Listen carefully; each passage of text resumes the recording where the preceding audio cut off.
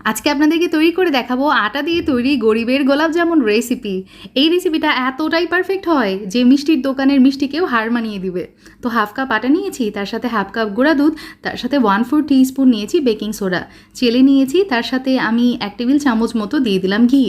আর আগে থেকে জাল করে রাখা দুধ এখানে অল্প অল্প করে দিয়ে একটা ডো বানিয়ে নিয়েছি। তারপরে এই যে দেখতে পাচ্ছেন হাত দিয়ে আমি মিষ্টির আকারে শেপ দিয়ে নিয়েছি। এখন একদম হালকা কুসুম তেলের মধ্যে আমি মিষ্টিগুলোকে ভেজে নিব, একটু সময় নিয়ে ভেজে নিতে হবে আর কি। তো দেখতে পাচ্ছেন আমার কাঙ্ক্ষিত কালার চলে আসছে, আমি উঠিয়ে নিচ্ছি। উঠিয়ে একটা কিচেন টিস্যুর উপর নিয়ে নিলাম। এখন একটা পাতিলে 1 কাপ চিনি, 2 কাপ পানি আর 2টা এলাচ দিয়ে দিয়েছি। যখন সেটাতে খুব সুন্দরভাবে বলক চলে আসবে মিষ্টিগুলো দিয়ে দিব। মাত্র ঘড়ি ধরে 2 মিনিট জাল করে নিয়েছি।